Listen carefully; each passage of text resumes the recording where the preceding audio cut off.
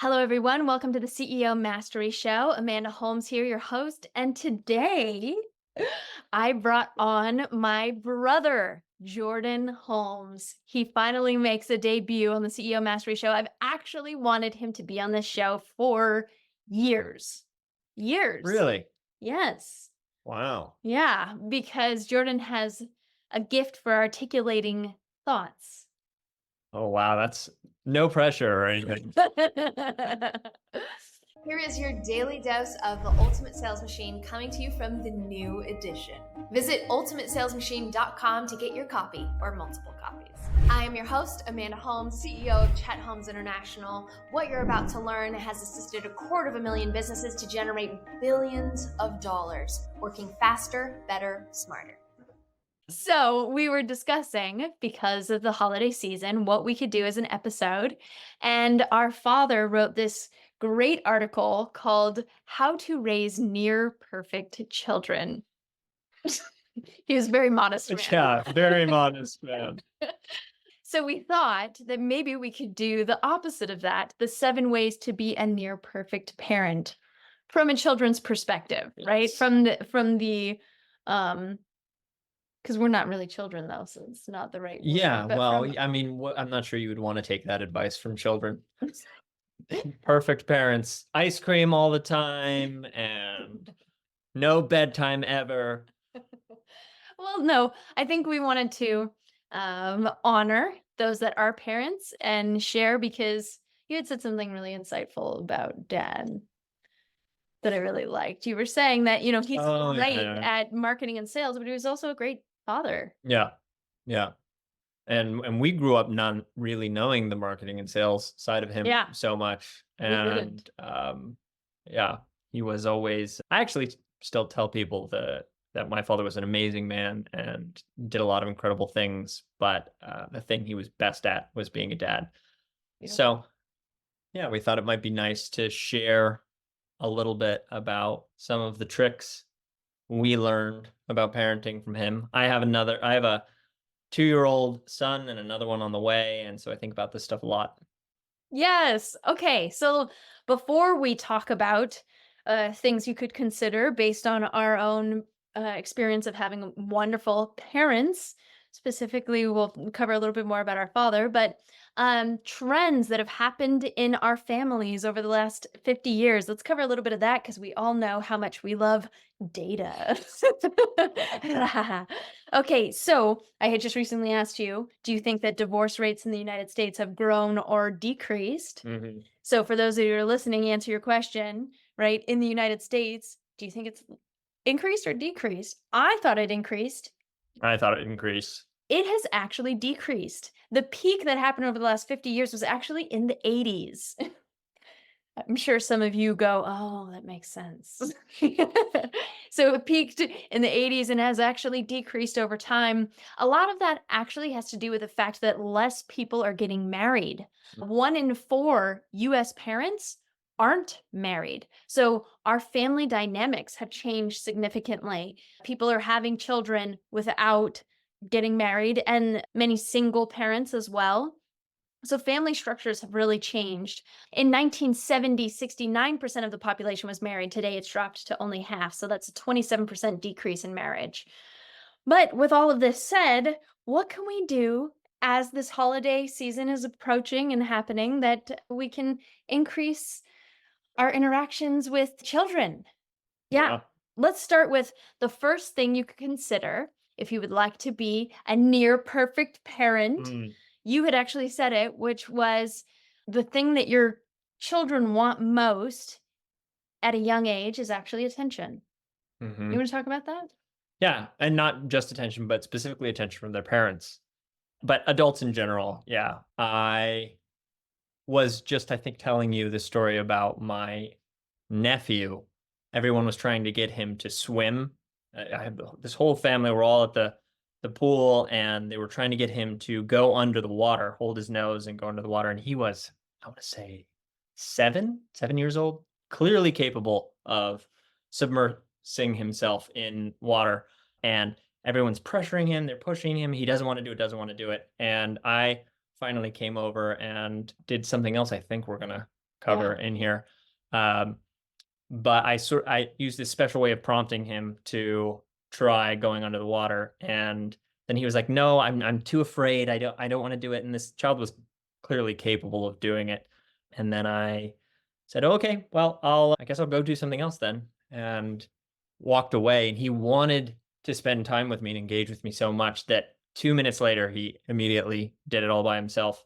Went under the water, and people in our family had been working on it for like 2 days. So yeah, that was just proof of some of those concepts. You pay attention. So according to, I keep coming back to this research, but I found this interesting, that the frequency of family dinners in America, at least, has declined by 33%. And according to a group of Canadian researchers, frequent family dinners can prevent issues with eating disorders, alcohol and substance abuse, violent behavior, depression, and suicidal thoughts. This was something that our dad did all the time, right? We had family dinner. Majority of nights we would have family dinner. He would always fight to make sure that we had that. And what we did What was the question? What was the question? sit us down and say, "How was your day?" Right? Yeah, or what was the highlight of your day? Right. Focus on like the positive things, or what did you learn today? Yes, that was a big one. Yeah. And as we got older and older, right, we got to high school, he would ask us the same prompt. And as we didn't really want to answer, and we'd be completely right. Like, it's not like we just actively gave that answer. Some days we would when we had something, and we'd be like, "Oh, I don't know." Well, I got to school and Oh yeah. right, he'd always say that. I got to school there and okay, and I got there and I saw Julie. How was that? It was fine. Then I went to first period, and he'd walk us through our day until we found something that was a highlight or something that we learned, something that was significant. So it wasn't like we actively gave the answers. He perpetually pulled it out of us because he cared and he gave us that attention. Yeah, and I think that's another good point there, is that sometimes people will push you away, and you feel like, and children, the angstier teenage, we have some cousins at that age, and they'll like act like they're too cool for school, give you one-word answers to your questions, but they love you being interested in their lives. You know what I'm saying? Like, there's something about pushing through that distance that makes someone go, "Oh, this person actually cares." Yeah. So especially when children are tight-lipped about that kind of stuff, I find it's even more effective to be twice as interested. That's so good. And we'll talk more about that in a minute. So the second way that you can assist to be a near perfect parent is to hold the belief that your kids can get along. Right? Yeah. I think I can count on one hand how many times you and I have fought in our life. Yeah. Right? Yeah, pretty much. Yeah, I don't know if you ever had this experience. I remember distinctly in elementary school having, in like 4th grade, some kid came up to me at recess and said, "I heard that you and your sister never fight. That can't be true, right?" And I was like, "No, it is true. We never fight." But it was because, and it was specifically our dad that really held the belief system that we needed to love and care for one another. And he was so disappointed any time that we showed any kind of disregard for one another, right? Yeah, that was like the worst thing we could do. Yes, Yeah, that's a good way to put it.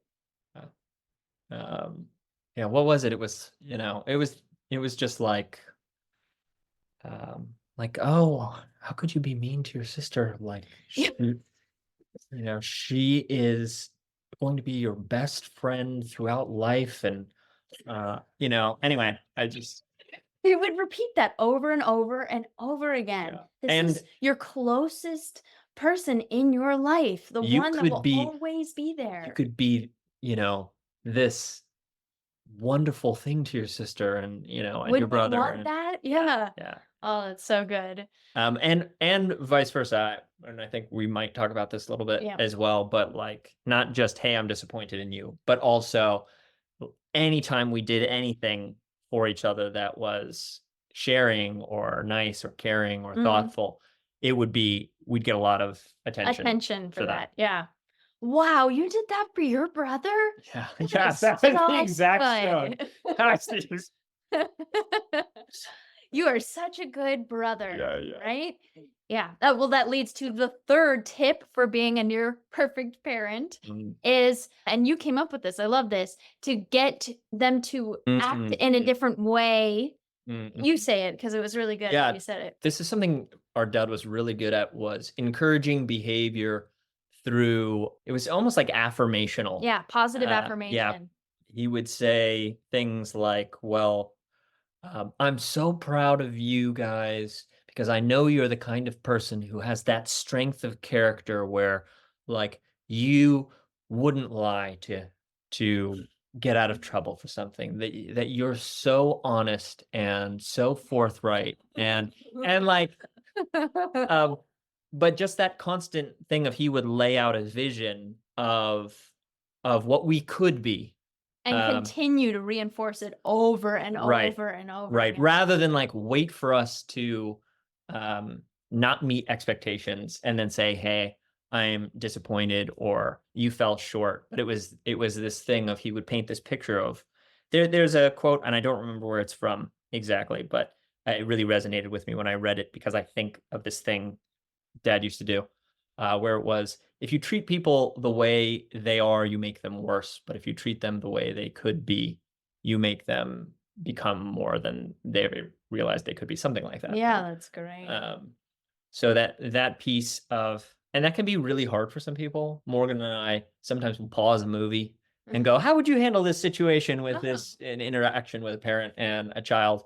And she'll say, "Well, I would say this thing about how we don't do that. That's bad behavior. I'm disappointed, blah, blah, blah." And I would say, I think I would probably say something along the lines of, like, "Honey, why were you so mean to your little brother? Don't you know that you could be a hero to him? You could be, and you know what? And I see you do it sometimes. He just looks up to you with, like, I know sometimes he can seem like he is mean, but he, what is it? It's like, you Yeah, you're painting the picture of right, what it could be. exactly, I have a good example of and I'll this. do that, and Morgan, my wife will say, like, "I don't know how you always do that." Like, it's kind of hard. It takes Mm. practice to think about Mhm. how to phrase it in a, In a positive. yeah, in a positive way Yeah. or an aspirational way. When you first said that, the first thought I thought of is when we moved into the Novato house, Oh, yeah. and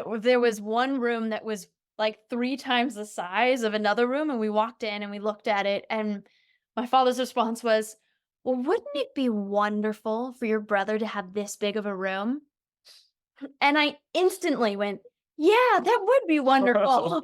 And Jordan got the ginormous room and I got the small room, but it made sense, right? You spent a way more time in your room. I was always off doing random stuff. But instead of my father saying, "You need to give, Oh, yeah. you're getting the small room, your brother's getting the big room." No, he put it in a way that was like, "Can't we give Jordan this gift?" Mhm. Yeah, we could give Jordan this gift. Mm. That's a great That's idea. that's such a good point, and I think that ties into the sibling thing. Is a lot of parents try to get their siblings to get along by saying, you know, "Don't be mean to your brother. Don't do this. Don't do that," versus this sort of aspirational piece of, like, you could be such a mature older brother or older sister, or you could be such a great sibling or a great family member if you did Yeah. this thing, and I know how kind you are, and then at the end of that, you're like, "Yeah, I am kind. I will do that thing." Jedi mind tricks. There's another one that you had said that I really liked was like, well, aren't I know that you're the type of person Mm, that wants to be so strong within themselves that you don't need alcohol. mhm. You're just so confident in who you are. I know you're that type of person. And dad never like laid down the hammer of you can't drink, Yeah. right? He Yeah. would even hand us drinks. And neither of us really dove into that. I mean, my Yeah. first drink was after I was 21 years old, Yeah. and very rarely, if that. It was because of that reinforcement of repeating and knowing, well, you can be a stronger character, right? And then, yeah, I do want to be that stronger Yeah. character rather than you can do this, you can't do that, right? It wasn't a demand, it was, Yeah. Yeah. You wanted to be the kind of person he described you as being. yeah. And then you became that, I guess. So I think that a critical part to 3 is number 4. So the fourth tip for being a near perfect parent is you have to actually gain the respect of your children, but they would probably say a cool parent, right? What does it take to be a cool, respected parent, right? When I think of like, I mean, our dad dressed up in Batman gear Mm, and he would run around the house and then he'd run onto the roof. And it was the thrill of our lives that mhm. dad was in his Batman gear. I mean, Christmases were spent like the parents would grab Nerf guns and they would have Nerf gun wars across the kitchen and the living room. And all the kids were picking up the balls to hand to the parents, and the parents were the ones having a blast. Yeah, this is a hard one because we were sort of talking about this morning, and like, what exactly does it mean? Because some of the things he did really worked because we respected him so much, and Right. we wanted to gain his approval. Approval. I Um, mean, there's one piece that's just naturally innate in us to want that from our parents. yeah, yeah. But then how do you craft that? Well, and I think a lot of people sort of grow out of it a lot around like during the teenage years. That like we Mm. weren't rebellious Ah, teenagers, yeah. you know. You maybe a little I bit was, more. I was like, we were. Wait, hold on. I got pretty moody there for Mm. several years. That's hilarious. But you fought all the battles, and then I just reaped the rewards. Amanda's popping into my room to be like, we can stay out till 11:30 now. I just had the negotiated. conversation. I negotiated on our behalf. That was funny. But I think part of the thing, I don't know if you wrote this down, about having our respect was he also he respected us in That's turn. true. He included us in decisions. He wanted to hear our opinion. He wanted to hear our perspective. The respect was earned too. Like we got to do way more things than majority of people Yeah. because like my father allowed me to have a boyfriend very early on in elementary school, but he did go on dates with me and my boyfriend. Like, Yeah. it would be me, my dad, and my boyfriend. Like he would sit in between us at the movie theaters, but we were allowed to go to the movies. I was thinking a good friend of mine came to visit one summer when he and I were 16, and my dad let us take the yacht Yes. out for the I was weekend thinking that too. by ourselves. And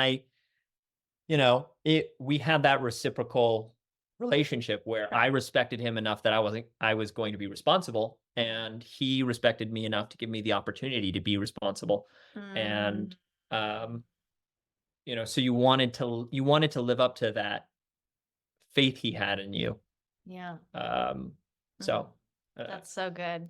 there's probably more to this how to be a cool parent thing. I No, gotta we're think doing great. more I think deeply this on is it. super fun. No, okay. So number 5 way to be a near perfect parent is to train your kids on how to learn Mm, and how to build skills, mm, right? This mm, was something that there's the tie over to the ultimate sales machine was that mm. he knew that mastery wasn't about doing 4,000 things, it's about doing 12 things 4,000 times. I can remember, I keep coming back to this recently of like growing up, majority of parents would call their daughter like a princess. Dad referred to me as a lethal weapon over and over and over again. And like he trained us on self-defense from a very young Mm. age. So when we would be having fun on weekends, it would be like, okay, how do you fall? How do you Mhm. get away from an attacker? And for years, the game was how to get out of an attack, right? How to get out of a hold. Yeah. And I think he was also very good at, if you needed help with something, he wasn't just going to do it for you. He was going to like patiently teach you how to learn the thing. Yeah. Like, I remember in 3rd grade, I had a report where I had to memorize this presentation thing, and he sat down with me and taught me how to memorize something. Okay, you work on the first line until you can say the first line from memory, and then you go to the next line, and then you work on the next line, but then you back up and go back to the first line. Do you still remember the first line? And I remember him sitting me down in 3rd grade Wow. on how the process of memorizing something. And I, again, remember, I don't remember at what age, but pretty young, him discussing with me that memorization is, and I believe this is in the Ultimate Yeah, Sales it Machine, is. It is. memorization is the lowest level of skill, but it's a first One step. level. Yeah. Yeah, it's, and not everybody knows how to memorize something. And it might, as an adult, having gone through college or done things at work, that might seem really obvious, but if you can work on the meta skill of how to learn, teach your children how to learn, then they can go off, you don't have to teach them all the other things because they know how to teach Right. themselves. Another thing, I mean, our dad always wanted us to be the best in whatever we wanted to do, right? Mhm. So a big thing would be, okay, if I wanted to be a gymnast, then we want to make sure that we have the best gymnastics coach. I wanted to then be a singer, so we had to find the best singing coach. And I remember having a dialogue with somebody just recently about how I was saying, like, when I want to learn something, I just find who is already great at it so that they can guide me so I can get there faster. And his response was, well, I always do things alone. I don't really look for help. And I was thinking, that is actually something that has been trained from a very young age, and you will get results so much slower because you don't understand that to us, seems like an obvious thing, right? Because we've learned so much by training from the best. I love that you highlight that one because I think you're much better at that than I am. Oh, okay. That's weird. But But- I know that that's true. I just am a little more shy about hunting someone down and befriending them and figuring out how to get them. But you got your treatment. own, and how dad taught you how to memorize. I mean, you then became an actor for a time, right? So that was a critical part in your role to becoming who you have evolved over the years. Yeah, well, I think the thing for me was I taught software engineering for about 2 years, and I was shocked at how little skills people had in terms of how to learn. Mm, And I think this is why dad was so good at teaching training. how to learn, is because before you can teach someone how to grow their business, you need to teach them how to learn the skills required to grow their business. If they don't have those skills, you need the skills to learn first, and then you can learn how to grow your business. Yeah. And I discovered the same thing when I was teaching software engineering. I would have students where I would love to teach you how to program. I would love to teach you how to write code, but you need to learn some fundamental skills about how to learn first. And I was shocked at the degree that my students had from, I had some students from extremely prestigious colleges who didn't have any of those skills. The only thing they knew how to do was memorize. And a lot more goes into learning something Yep. than just memorization. Like,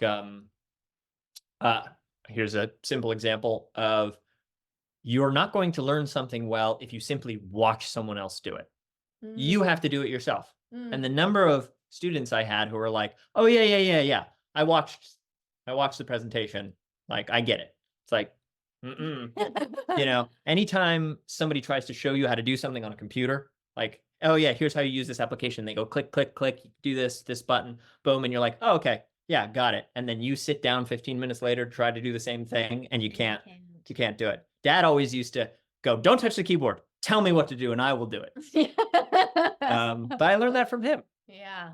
Well, and a little humble brag here. Jordan was valedictorian of his class at Hack Reactor, and then became one of their best. You got promoted every single right? Every single class you got a freaking promotion. It was absurd. He ran the ranks there and then got recruited to Facebook, which is one of the biggest companies in the world, because of that skill to train software engineers in all of your reviews. So don't say anything, because he usually likes to say, well, right? A little bit more of a humble brag over here. Okay, so he taught us to learn. Another thing that I think is really critical, our sixth step for being a near perfect parent, we put down people skills. Oh yeah. Dad Oh yeah. taught us how to work with people. So we went to a lot of like client dinners, which I don't know if a lot of kids go. In my experience, when I go to client dinners, nobody ever invites their kids. I have to force them to bring their kids because that's just normal for me, Yeah, right? yeah. We were at Yeah. majority of dinners, and what would happen is we'd drive there. Dad would tell us a little bit about them. We'd meet, and then at the dinner, can you share a bit? Because I really liked what you were saying. Like he would prompt you. Yeah. Well, I think the funny thing that I don't see that often is he would try to get us to participate in the conversation like Yeah. little adults. And it also really made you feel appreciated when he'd be talking with some client, maybe even about a business thing. And he would turn and he'd go, Amanda, what do you think? 9-year-old Amanda. You know, like it's crazy, but I think that helped us grow up feeling like our opinion mattered and to not be intimidated about sharing our opinion Right. and also to get practice because then one of the other things he would tell us to do is like ask a lot of questions. Yes. You know, that's a big part of being personable. It's pretty easy just to be interested, ask a lot of questions. And then and then after, yeah. And then afterwards, maybe he would sort of deconstruct like, oh, that was a great question you asked.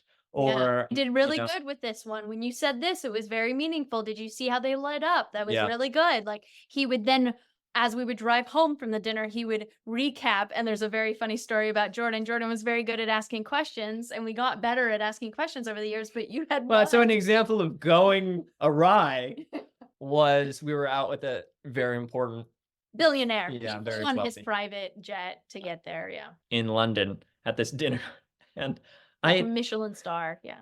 I had just discovered that sometimes dad had a lazy eye, which was why I was interested in this. But I noticed that the client's eye kind of kept drifting off to the side. And I was like, oh, do you have a lazy eye? And it got really quiet at the table. Because he'd actually had some kind of degenerative. Right. He said, he's like, well, disease. actually, I have a degenerative disease where I've lost my eye. And Yeah, this is a fake eye. fake And eye. it was really painful. The guy looked really upset. Yeah. And it was also something that initially they had to take the eye out because they couldn't cure that disease. And then a couple years later, Oh, you remember that? yeah. So They found the cure. yeah. And it was, he did. You know, we need to go into all the details. You can see how this maybe wasn't the best question to ask. Yeah. Afterwards, I remember sitting in the car and Dad being like, okay, Jordan, great job for asking questions, but that one about the eye really didn't go over well. You know why? Did you see his reaction? That's probably not the best question to ask. But he walked us through all of that. I don't remember him being mad. Mm-hmm. No. Of course not. Right. Another parent could have been mad, right? Yeah. Scold you for doing this. It was like, no, I appreciate that you were still curious. You kept their attention. Just be careful of the sensitive subjects. Yeah. And he would also, if he knew you had a story you'd told that was particularly entertaining or fun or something like that, you know, he might, if it came up in conversation, he might say, oh, and this crazy thing happened to us the other day, Jordan or Amanda, you tell the story. And just constantly teeing us up for these opportunities to interact with adults or high-powered individuals or and kind of workshop those things. I actually remember him teaching me how to tell jokes. Really? Yeah. About how, you know, there are certain rules to comedy and certain things like, oh, it's funnier if you have a lot of contrast. So you say the first part, the setup, in a normal tone, and then the punchline has to be like really loud or really soft or some kind of contrast. Anyway, yeah, he coached me on how to make jokes more funny, and then he would go, oh, you got to tell the one about the chicken, and then I would go, oh god, the chicken joke. Okay. That's so interesting. I find this so interesting. We what got he slightly coached- different Yeah, things. I didn't get coached on how to be, which you didn't really get coached on how to be a lethal weapon, No, I didn't. which is strange. I know. But I have gone through my whole life, like anytime someone's like, well, that's not really safe because I've traveled the world by myself, right? Because I have this inherent confidence that I can take care of myself in a moment's need because so many reps of Dad teaching us how to do that, right? So if anybody says anything, I just go, oh, well, I'm a lethal weapon. And usually everyone laughs at that response. Nobody finds that that is actually a legit response. And I didn't realize how dad had like ingrained that in me until I was talking with Uncle Tim. So our uncle, I was also saying, well, maybe I should pick up some more self-defense again and do some karate. And he was like, why would you need that? You're a lethal weapon. I was like, oh my God, it has been engraved. Yeah, I remember when he taught me how to public speak. In Mhm. 3rd grade, he was like, if you want to win Oh. for student body, you have to give the crowd what they want. And majority of 3rd graders want candy. So you should throw them candy in the middle of your presentation. And I won Yeah. as a 3rd grader because I threw. And then I also won for homecoming queen Mhm. years later because I did the exact same thing. He's like, you have to know what your audience wants. And every year it was a 50-50 school of 50% were Spanish speaking, 50% white. And every year there would be like 12 women on the homecoming thing, and one woman was a Latina, and the Latina won every year because 50% of the population would vote for that one, and then the other 50% would vote Would against split, the yeah. 11 other white chicks. So I was like, oh, to be able to win this, I need to win over the 50% that are Spanish speaking. So in my dance or I whatever didn't for know that. you didn't know this? No, Oh, that's this is hilarious. Yeah. So to get on the homecoming board, you had to be, it was voted by the staff, but then to win, it was won by the student body. So in my presentation, because we did like skits beforehand, I played salsa music and I made this like Latino come up and dance salsa with me. So I knew I would get a few more votes there and maybe I could win. Hilarious. Yeah, and I did win. But it was because of dad repeating that. Like, what Yeah. does your audience want? Make sure you give them what they want. Mhm. Well, they want a Latina. I can pretend to be a Latina. Yeah. Or yeah, so many tricks like that around presentations. And neither one of us is particularly afraid to get in front of a crowd because of Right. that, even though that's one of the top fears that people have. But I remember like quizzing. I did a similar thing with candy, I think in the 7th grade, but it was like, I said at the beginning of my presentation, okay, and everybody else is standing up there with note cards and just reading off of the thing. And the students in the class are playing video games on their calculators.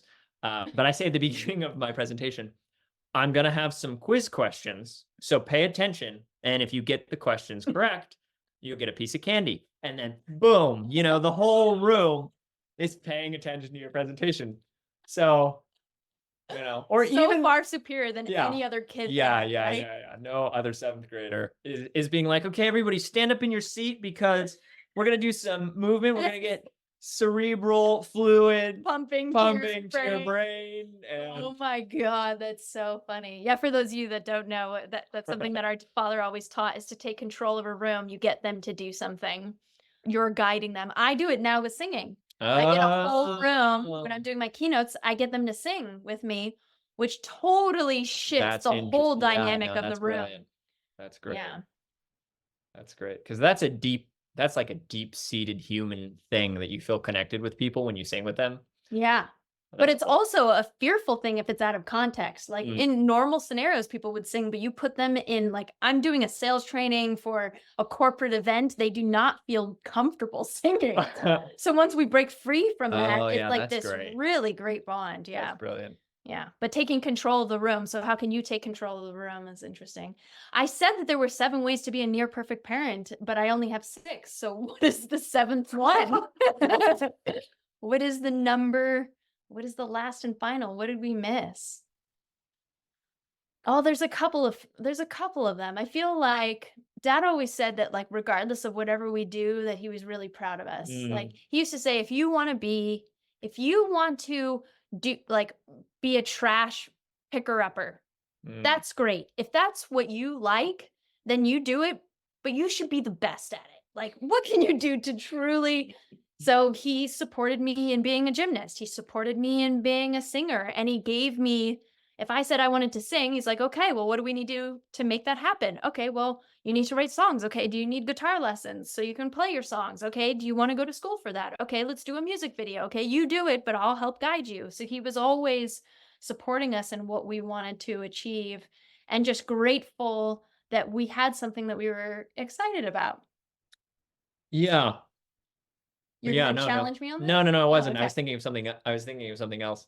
Well, tell me what yours is. I think so. The movie Armageddon is a It's is a great. favorite movie of mine. Yes, all of ours, family favorite. And if you don't know, the plot is basically Bruce Willis as an oil driller has to jump in a spaceship to go save the world from an asteroid that's going to hit the Earth and wipe out mankind. And they need a driller so they can drill a bomb into this asteroid. And if you pay attention, you realize that Bruce Willis's character is going up there not to save the world, but to protect his daughter. That's what that movie is really about. Oh. And I tell people this, that I think growing up, I had this sense that our Father, if there was an asteroid hurtling towards Earth, he would jump in a spaceship, fly up there, and blow that, out of the sky or whatever. Yeah. The point is that, like, I think I felt, I don't know about you, but I felt like he had our backs that much. Like, he would take a bullet for us. I feel like he said that to me, a million times. Yeah. That sense that someone in the world has your back to that degree, that they would do anything to protect you, to take care of you. And obviously no asteroids ever came towards Earth or anything like that. So he never really had to back that claim up. But it was very so all I'm saying is just make the claim. Just say to your children, I would take a bullet for you. I would, if you got kidnapped, I would be like the movie Taken. Yeah, for sure. Well, let's bring them out. Oh, sure. Speaking of being a dad, why not? Yes, sir. Let's. Come here, bud. So for those that don't know, Chet is short for Chester. Our father's full name was Chester. And so Jordan named his son Chester. Is that you, bud? Look at that appearance. Oh, that was short-lived. Yeah, that was. There's a ball. A ball's more important than my podcast. Oh. Well, I'm sure we could come up with more. So many more. There's so many more, but I feel like this was just a gem of good. Oh, thank you, Chester. He's now playing my guitar. I'm sure we could come up with many, many more. But as you go through your holiday season, now that we have music to Yuletide Carol, maybe you take a few. It's indestructible, supposedly. As you think about your holiday season, I hope you get to spend the time to sit and, break bread with your family and try out some of those things. Yeah. Really, really pay attention to some of the things your children are interested in. Get to know it. And maybe I think that last one we talked about of Dad taught us his work skills, the people skills and the how to be in a meeting. Maybe think about something some skill you've developed in your life role, and that might be valuable to teach your children. Yeah. Oh, that's good. Doesn't necessarily have to be people skills or presentation skills. It could be Excel. Excel is a great skill to know. There you go. Coding, chopping wood. I mean, whatever you think you have, share it. Well, thank you, Broba. I really appreciate you hopping on here with all of us. And that is another week of the CEO Mastery Show. We still have openings for the Ultimate Sales Machine Dojo. 1 hour a week to take what you know from the book or what you've read and actually implement it. I love the musical background of Chester. So you can go to usmdojo.ultimatesalesmachine.com. Do you want me to? No, it's okay. Yes, join the JoJo. We'd love to see you there, and have a happy holidays from us here at Chet Holmes International, the ultimate sales machine. Say bye. Can you say bye? Chester. Okay, we got one smile. Bye.